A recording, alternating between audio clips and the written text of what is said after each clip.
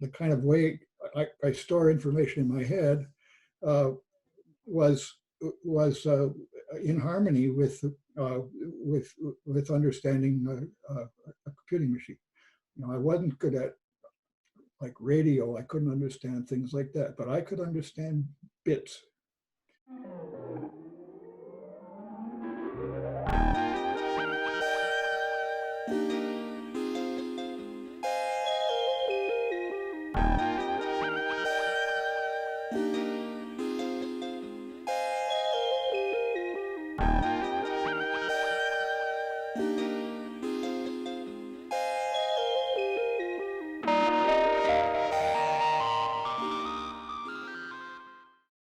Okay.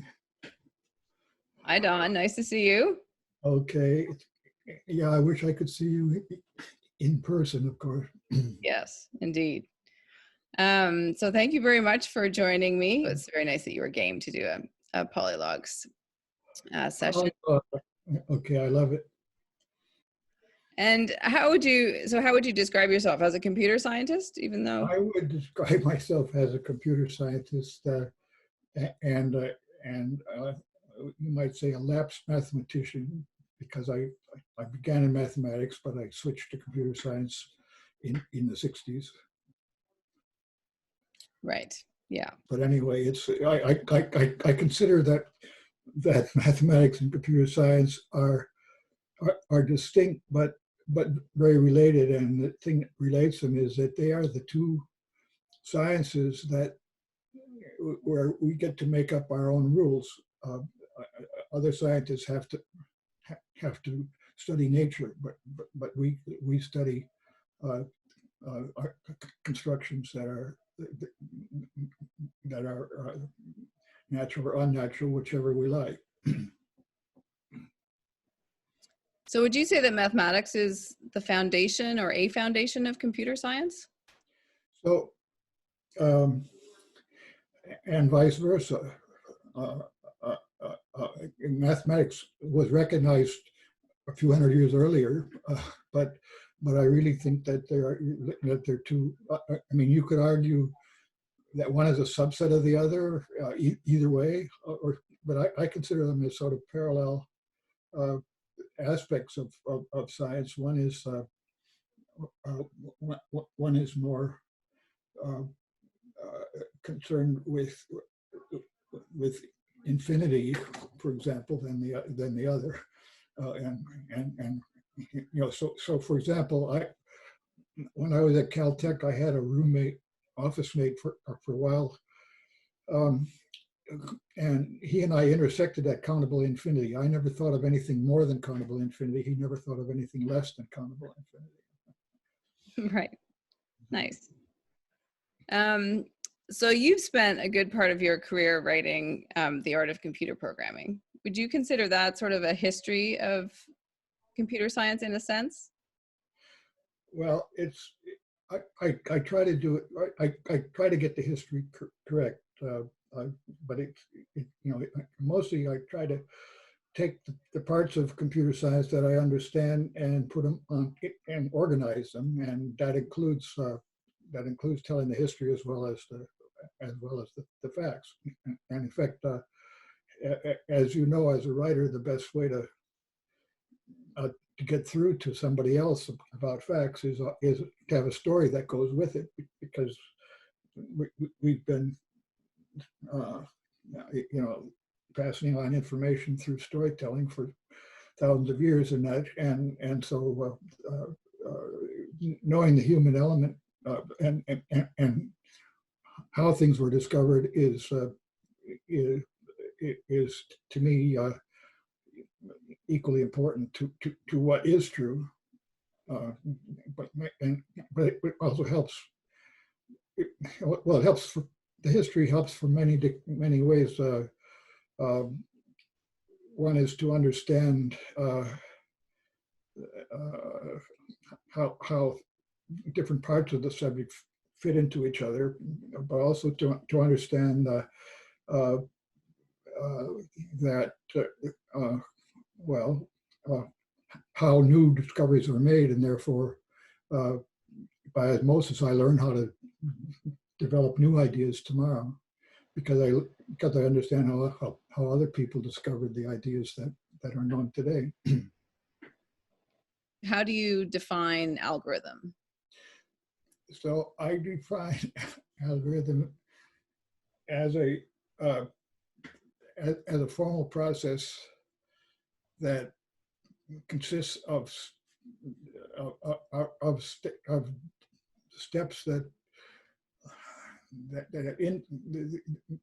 they have something understood to be input, and something to be understood to be output, and then there's a way to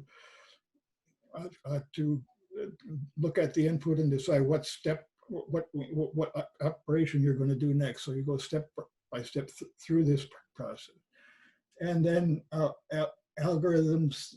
There's only one thing, but the main thing is that this is an abstract concept. It's not. It's not. It's like, what's an integer? Integer 2 is an abstract thing, but you can write it on a piece of paper, and then you've got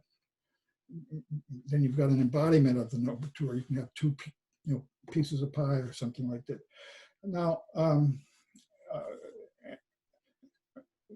the only thing controversial is, does an algorithm have to stop or not? Or can it be going all the time? And does the input have to be presented all at once, or can the input be coming in after you've made some output, things like this? So if I'm so Zoom is an algorithm that's working that's working on and on. I mean, actually, there'll be a time when I leave the meeting and it will end, but there are also computational methods that don't have to end. So there's these little glitches in the formal definition, but the main point is that the algorithm is an abstract idea that doesn't have to be ever written in, it doesn't have to actually run on any particular machine. An algorithm is something that the Babylonians had when they were figuring out how to calculate interest or something like that. But then there's a program, and the program is an embodiment of an algorithm into some language. So algorithm is an abstract thing. The program is the embodiment. Exactly the same way information is abstract, and data is embodiment of that information. So, interesting. So an algorithm works on information, and a program works on data. Right. Huh. I hadn't thought of it that way before.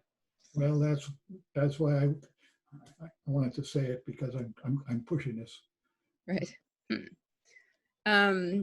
And your book starts sort of talking a bit about the history or etymology of the word algorithm. Can you describe that? Right.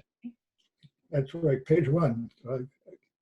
And that took me back to ancient Persia, and the word algorithm is it derives from the name of a great textbook writer, Al-Khwarizmi. I'm sure I don't pronounce the name properly,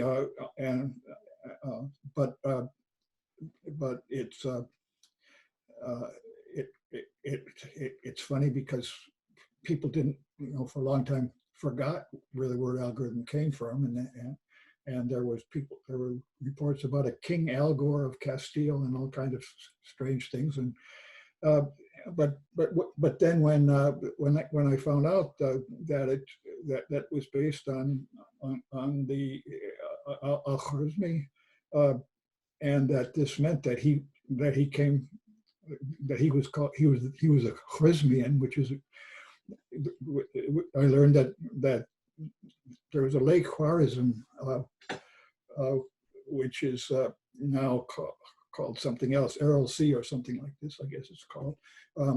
And so I I knew that since my life's work was about algorithms, I had to go there. And so in 1978, I guess it was, I was able to make a pilgrimage to Khwarizm. Wow, And so, that must have been quite something. And would you say an algorithm is essentially a recipe?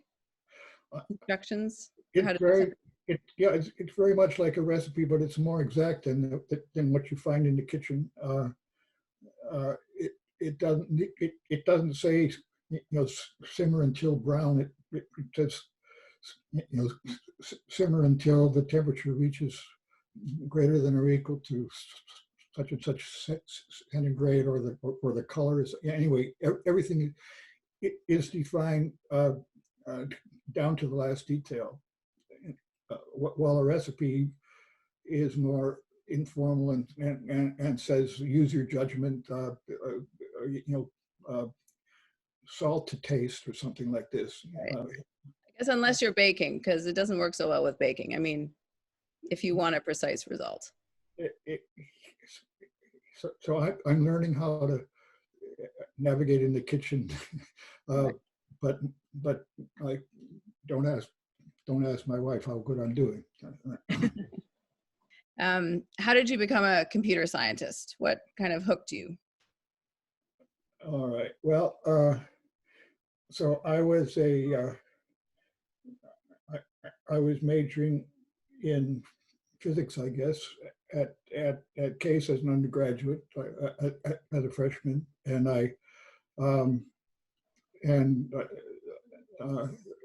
so I started in September, and in December, Case got a strange machine, and I had a part-time job sorting cards for the statistics department, and that used an IBM machine called a card sorter. You put cards in the hopper, and they get distributed into 10 piles, and then you pull them out and put them through again, and you can sort them. Eventually the cards are in order, and I got paid for that.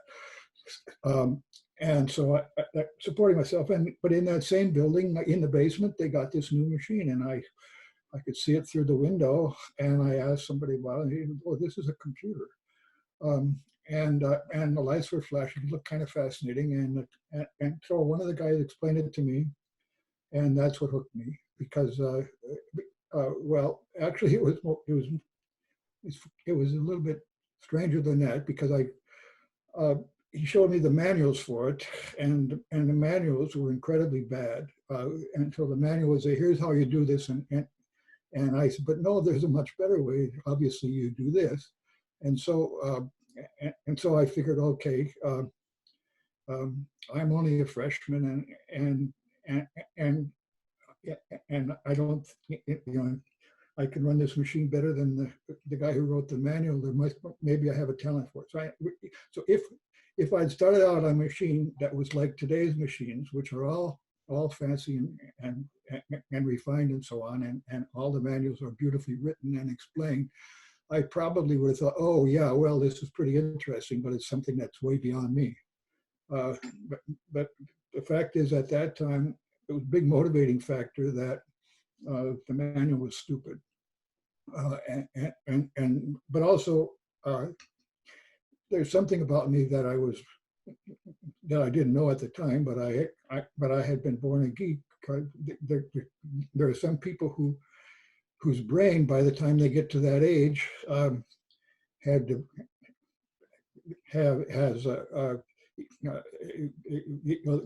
kind of way I store information in my head was in harmony with understanding a computing machine. I wasn't good at like radio. I couldn't understand things like that, but I could understand bits. And so there was something about the way the way my head had organized itself by that time that made me especially attracted to to the machine. So I spent a lot of evenings with the machine, and later when I wrote my book, I dedicated it to the IBM 650 computer. Once installed at Case Institute of Technology in memory of many pleasant evenings. Sweet. So how do you define computer science? What is computable? Okay, so that's two different words. So people argue about how you define any field, and I don't want to, and I don't think the actual precise definitions are. As long as we know what it is, we don't have to define it. But like, how do you define mathematics? And when working definition, it's what mathematicians do. And so what is computer science? It's what computer scientists do. But that of course, that's in a circular argument, doesn't get you anywhere. But in a way, the more important is to figure out what it means, rather than to set up a sharp boundary and say this is computer science and this isn't, or something like that. So as I said before, it relates to a kind of knowledge that is not part of nature, but is human made. But what is it that to me it's primarily the study of algorithms. But computer science also, the sort of the most accepted definition when people were arguing about it in the 60s, when it was new, was that it's the science of computers, or in other words, the study of all of the knowledge that surrounds computers in some way. And so that includes processes, which is what I said, but it also includes building circuits that add, multiply, divide, and it also includes various things about vision and processing audio and video data, and etc. And later it comes to include things like crypto, security, privacy. In other words, all kinds of things. The world is developing us. It's kind of like all encompassing. And yeah, so up until 10 years ago, computer scientists were saying, well, yeah, we know all this stuff, but nobody listens to us. But now it's gone completely the other way. Too many people are listening to us and believing, and realizing they don't realize how little we know, and everything we've been doing has turned out to be affecting all the other sciences and the non-sciences, and so it's gotten it's gotten much bigger than any of us would have imagined, and the same is true of mathematics, that it becomes part of all aspects of life in some way. Here we are. So the sort of secondary question to that was, what is computable? Right. So some things are not. That's a form. This is a formal thing where we say something is not computable. That means that there is no algorithm for it. That is.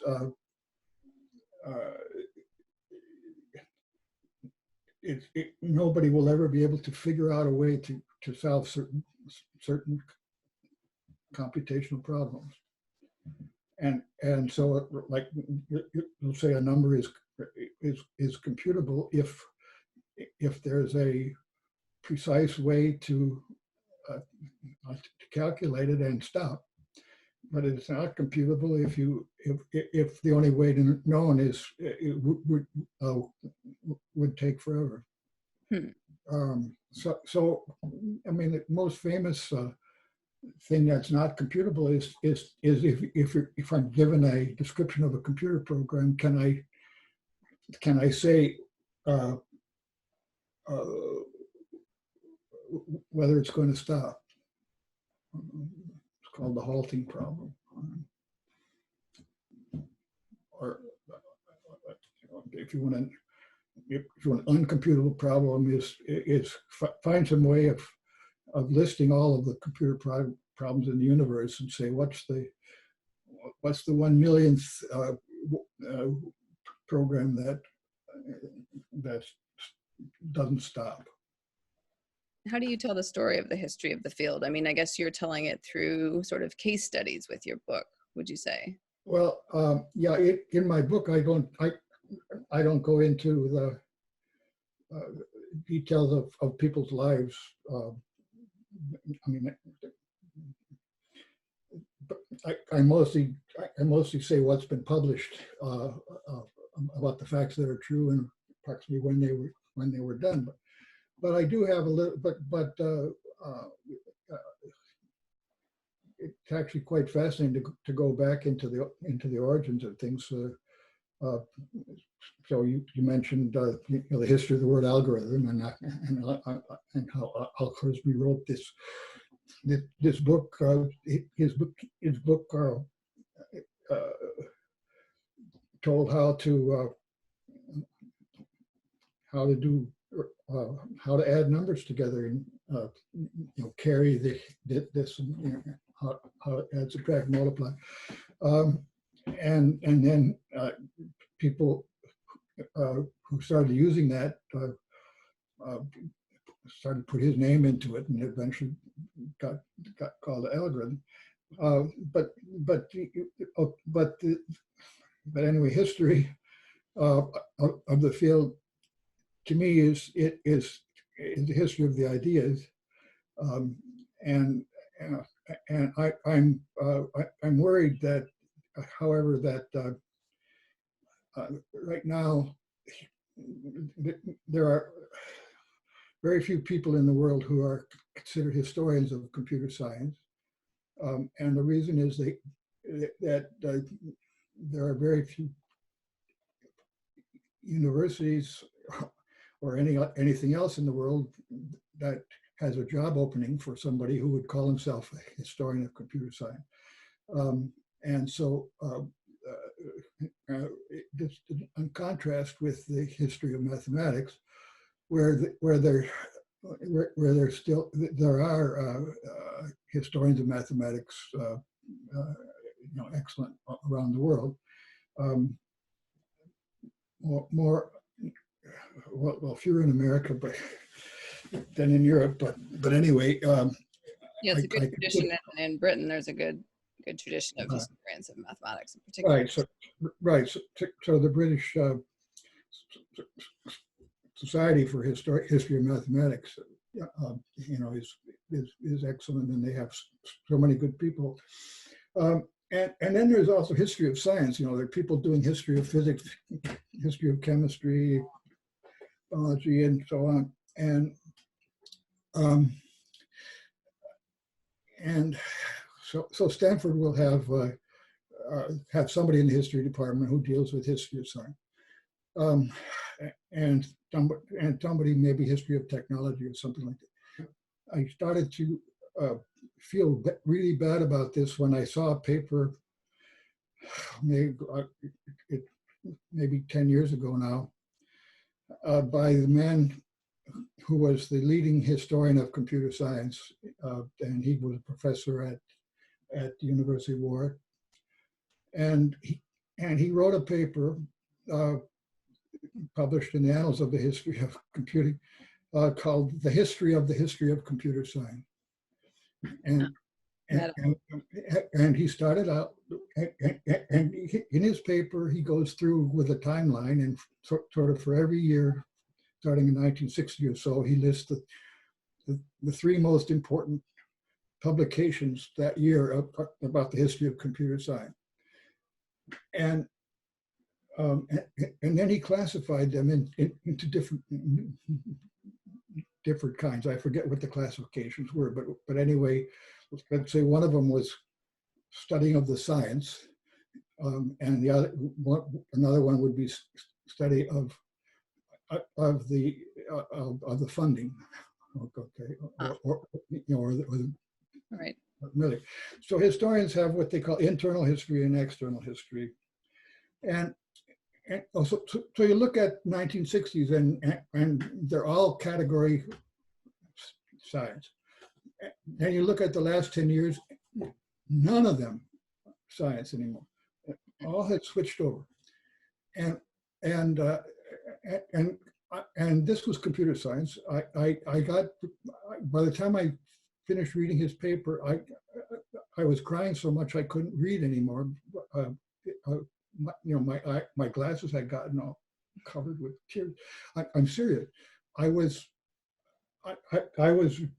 desolate by the fact that there was the leading historian of computer science saying, I'm not going to teach my students to write the old kind of history anymore.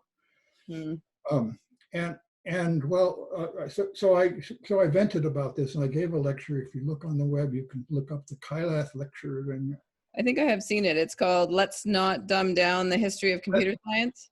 Let's not dumb down the history of computer science. Right. And you said you were essentially flaming. Yes, I hate arguing things. I much prefer presenting beautiful stuff, and I don't like confrontations and so on. And so I figured maybe it's the greatest mistake I would make doing this, but I just had to vent my frustration. And well, it turns out that that the reader that the reason for it also I as I learned more what again about this question, it's very closely led to the idea that that people who work on who have as their career the history of something have to get paid for it, or else they have to be independently wealthy,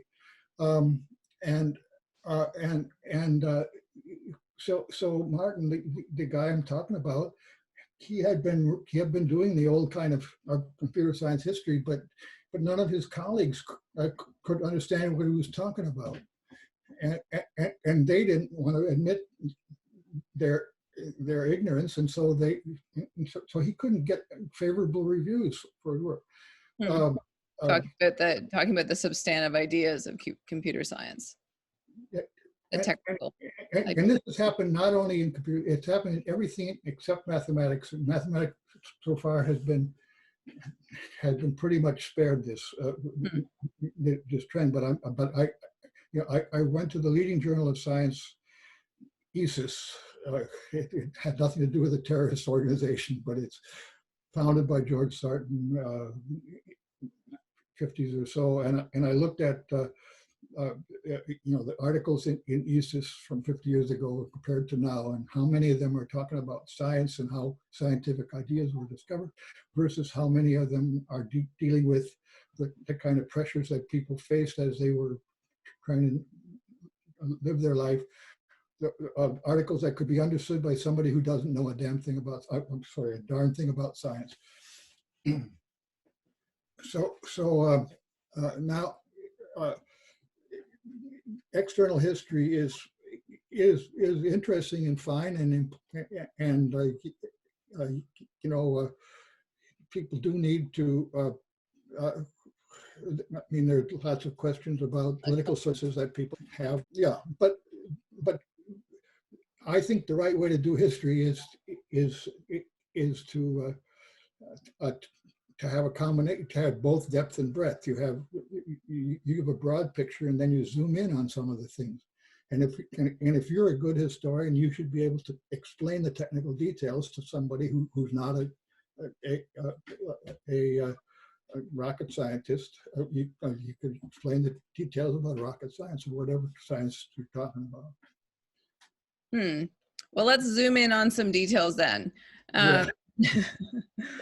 What would you say was the pinnacle of advancement that you witnessed over the course of your career? What surprised you or most impressed you, or? Well, so on the question of surprise, I'll, you know, the answer is easy. Everything surprised me. I don't think any of the things that I observed I would have predicted. I started writing my books in 1962, and every week after that, I've been surprised by something new that's been discovered. And hence you're still at it. So maybe, but then you also say, well, what are the milestones of something like this? And this I remember another. It was Juris Hartmanis, who was head of Cornell Computer Science Department in the 60s, and one of the very founding fathers of our field. And I was a math professor at Caltech in the 60s, and he came out to talk to me, and he and I had the same thesis advisor, actually, turned out, and we both went into computer science later. I was still in mathematics. So he was, so he said to me, let's say it's 1964 or 5, approximately then. He said, okay, now what was the most important thing that was discovered in computer science this year? And I couldn't, I couldn't think of anything from that year. I knew of things that I thought were important, but we were eating dinner, and he asked me this question, and I thought, hey, that's a good question, but I can't think of anything really major, but I could think of a lot of things that I had seen that were rediscoveries of good stuff that I had seen before. Okay, but anyway, so kind of every year after I had that dinner with Hartmanis, I sort of, in a quiet moment, I asked myself, okay, what's the most important thing that happened in computer science this year? And I never have an answer for it. But after 10 years, the whole field has changed. And so I've come to the conclusion that the real way to understand it is that it's not breakthrough results that make the field. It's thousands and thousands of incremental results, and they really mass, and that's what's really important. That's what's really important, and that's why it's taken me so long to write The Art of Computer Programming. But it's not the right model to focus on big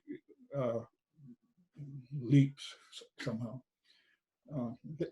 In retrospect, we see that there were great leaps of discovery of I mean, suppose there are a dozen important subfields of computer science. Each one of them sort of had its first week of existence and came out of something, but it wasn't clear at the time that it was going to be something like that. So in my own life, for example, I think a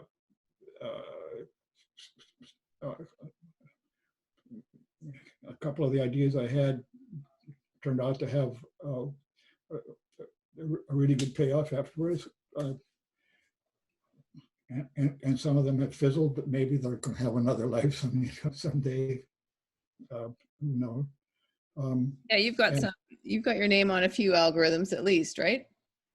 Yeah, having a name though is isn't necessarily as significant as having people using the idea.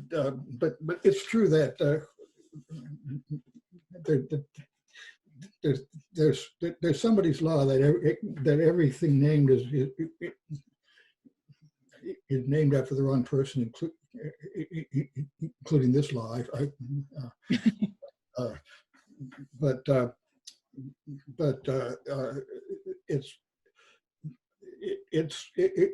surprised me that my name is attached to some algebraic constructions in my PhD thesis. I didn't know about it. Hardly anybody works in this area now, and I haven't Googled it for 20 years, but there used to be papers written about the Knuth ternary ring. Okay, I don't remember myself exactly what it is. Right. And then there's one that's essentially the control F, right? When you're trying to find a string of letters in text. Yeah. What about it? What's that algorithm called? That's one of you did. Okay, so there's It's a triple barrel name. KMP, Knuth, Morrison, Pratt. Right. And that has a Berkeley connection because Jim Morris was there at Berkeley, and Von Pratt was too. And when we worked on that, yeah, that was where I came in third. The others had we all three came up with the same idea in different ways. And that's I guess it's become known because it's gotten into textbooks, although I'm not sure how many people are actually using it as we speak. But isn't it essentially the control F if I'm trying to find something in text when well, it's true that we explained a good way to find a substring of a given long piece of text. Yeah. Where do you think there should be more or less emphasis in computer science? Well, everybody has their favorite domain, of course, and this is the importance of diversity. So my own prescription is strictly personal, of course, and there are many different, very many different views of it. So what I'm seeing now is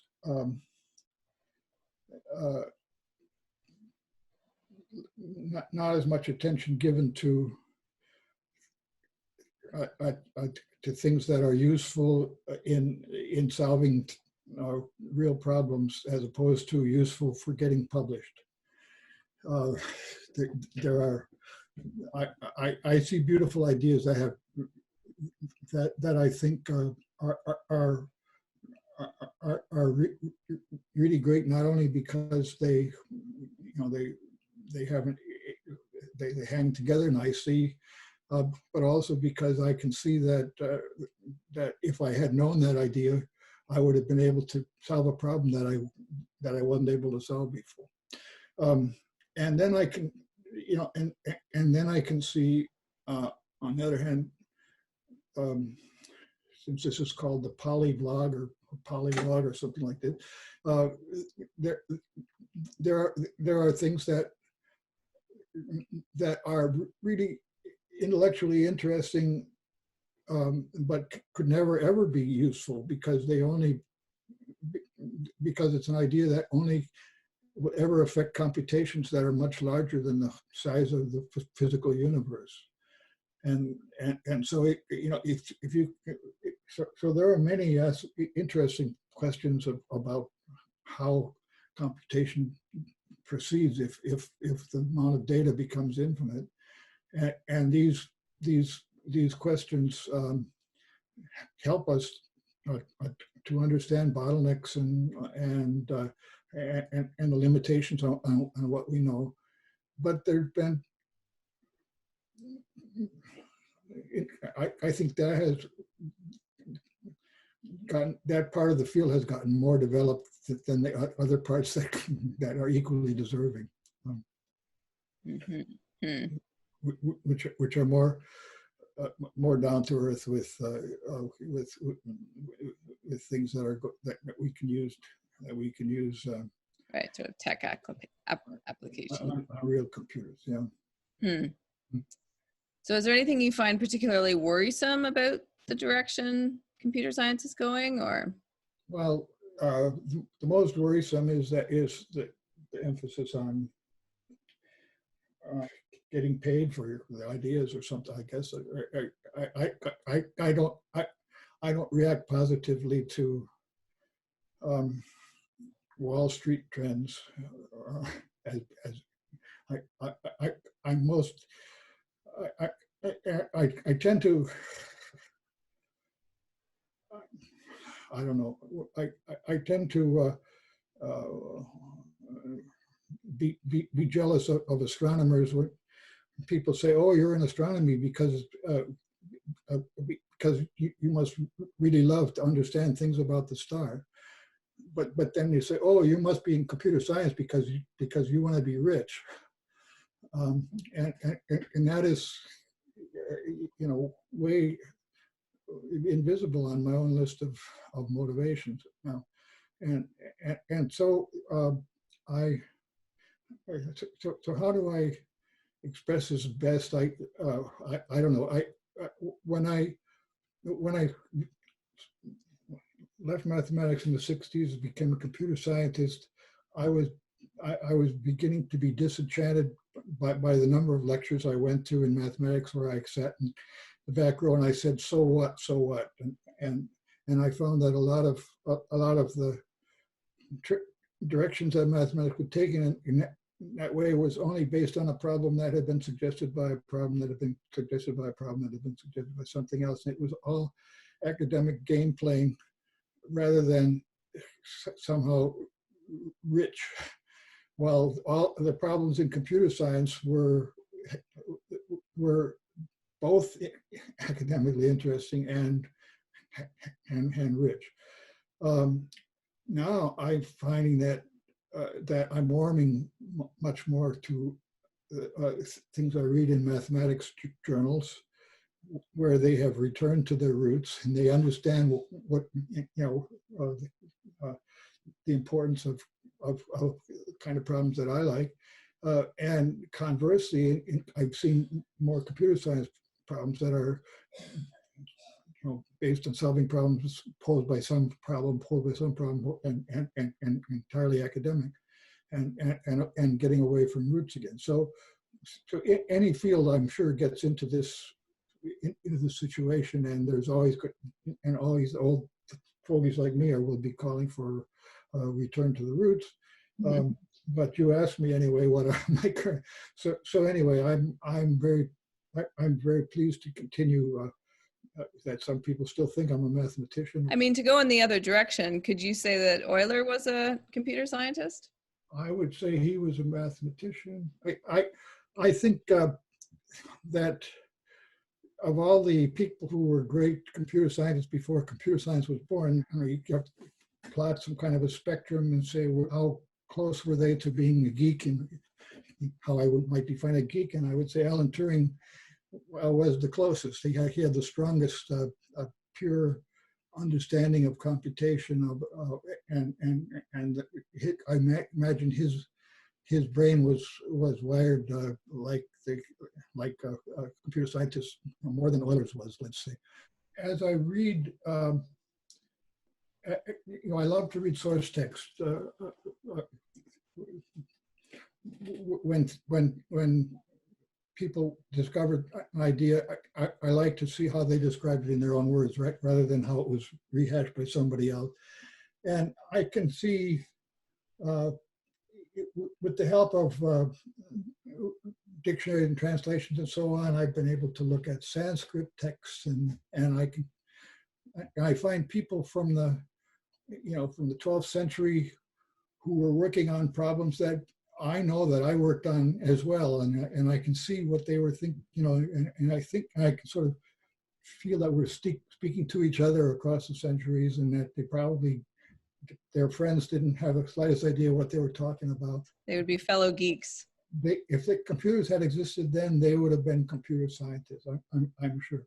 But there was one thing that I have in my notes is that you said premature optimization is the root of all evil. Yeah. Well, this was a quote. I think people even made a button on it, and this meant that you have to understand what optimization means. But from the standpoint of computation, we want our computer programs to use the computer well, so that if something can be done in a day, it's better that than if it takes a month. There's not much point in arguing about speeding up something from 1 minute to 1 second, but all through my life I've been involved with things where I knew that this particular part of the program was going to be repeated 1 trillion times, and so if I could, if I could save 100 nanoseconds, I would be saving, I don't know, an hour maybe. So that's called optimization. Is when I have a process that works, but I want to make it better. On the other hand, if I'm thinking, if before I finish the program, if I'm trying to think about making it better, then I'm almost always making a mistake because I don't understand the program well enough. I don't know where the bottlenecks are. I'm using trickier ideas that are more likely to be wrong until I get it wrong. So it's like you're a writer. It's like you're trying to write your last draft, before you get to chapter 2. Yeah, impossible. Very bad idea. Okay. It definitely has to be messy before it can be clear and concise, for me at least. Well, that's the thing. Yeah, iterate and improve on something, but not until it's time to improve it. Okay, well, thank you very much. It's been lovely to talk to you as ever. Okay.